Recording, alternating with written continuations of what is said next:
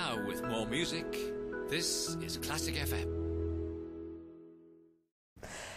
As a musician and a songwriter and working on something like this, you've mentioned some of the different challenges that it's thrown up. What for you has been the greatest difference on working on something like this as opposed to working on your previous albums on pop and different kinds of music? What's been the single most testing element of it? Well, when you're working with the master's original themes, there is of course there is an intimidation factor that's going to circle you for at least a moment, because you do have a respect and there is a sacredness to this original material by all these giants. However, you really shouldn't take the project on board if you don't think that there's an alchemical marriage. There's something really... I love the idea of a marriage with a dead guy. I think it can work really well. And you have to listen, though. I think the key here was listening to those original themes and not getting... You can get distracted, and you have to take a step back, because in order to work with them in the 21st century, you can't get lost in the 19th century. It's easy to lose yourself, because there's a side to me that loves the idea of being lost in another time. However, you have to bring those themes into everything that we know. We know jazz since then, we know blues, we know rock and roll, we know folk music, we know musical theater, we know dance music.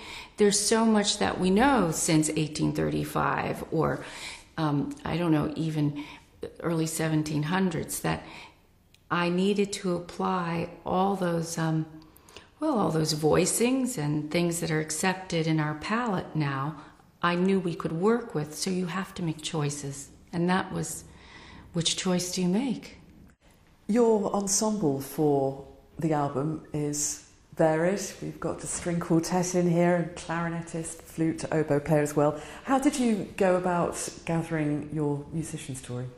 Well, we did rely on Deutsche Grammophon. I mean, this is one of those key moments where you need the players that we felt would know the source material and have a relationship to the source material, and then bring that relationship and create something new with the variation.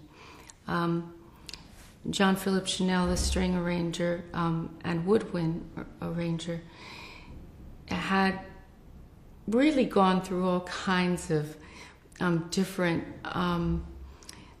ideas of what the section should be. We finally narrowed it down because we liked the combination, the idea of the combination. I think some of Stravinsky's small section work was incredibly inspirational in making that choice. So once we approached Dr. Burr over at Deutsche Grammophon, then he began, finding players and letting us listen to what they did. And it was really about gathering everyone who could gather at the same time. Getting all these schedules together was tricky. You're taking the album on the road, and I was looking on your website at the hundreds of thousands of places that you're going to be playing in. And yes, I've been told, well, actually, for Tori, this is quite a short tour, because you've been known to go on the road for more than a year. And you're also known for putting on not just a show where people can hear your music and where you can showcase your music, but also making it a performance and making it a visual experience as well. So I wondered what we can expect when you take Night of Hunters out and about. That's a good question. We've been in rehearsals, and it's a different approach playing, for me it is, playing with the string quartet live. Some of the catalog has been rearranged specifically for them, and when we had played with them, worked with them on Night of Hunters, we recognized just what you're talking about, that they're very much a unit.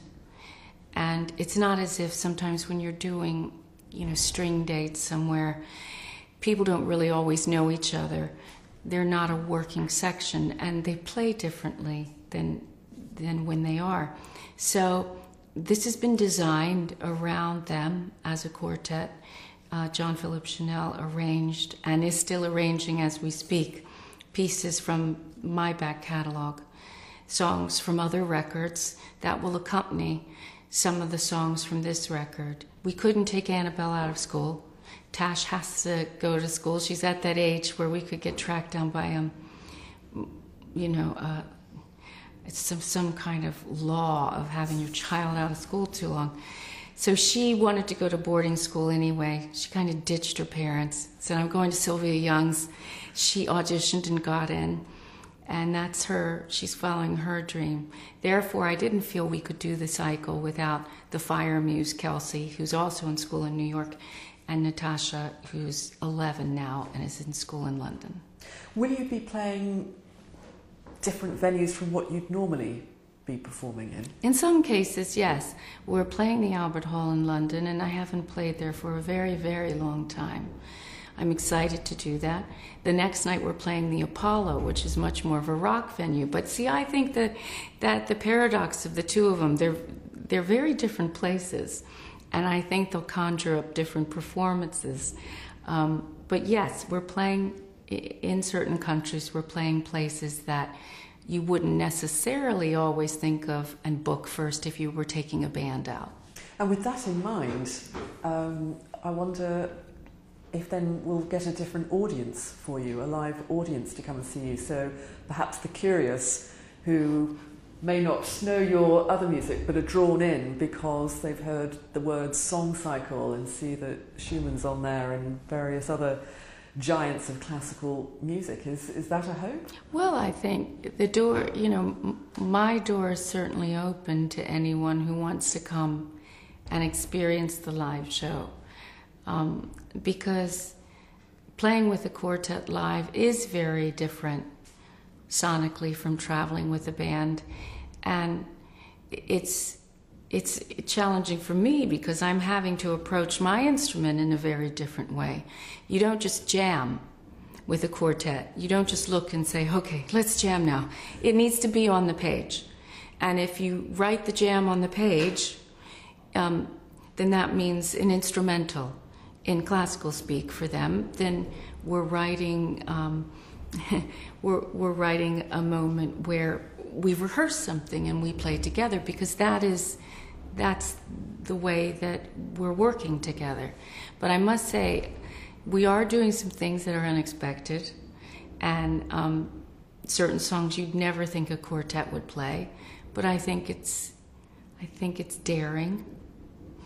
And with contemporary figures, people like Paul McCartney, Sting, Elvis Costello, and Chris Martin has said that when he reaches a certain age, he wants to go back to university and study classical music. Do you feel there's a bit of groundbreaking going on for the women's side of things here? Well, we associate you with this particular world, but here you are dipping a toe into something completely different and giving it a go. Well, I think that I know that I'm changed, and I've opened up as a writer, being exposed to this and having to do it, having to really do it. And I'd like to think that that female composers will be embraced more internationally, because it really is time, not just in the pop world, but in all these other worlds that you and I talked about, from musical theater to classical composition, that the women, they have a voice. Well, we wish you every success with it, Tori, and I'm sure we'll see you in Classic FM in the years to come as well. Thank you very much for your time. Thank you, Anne-Marie.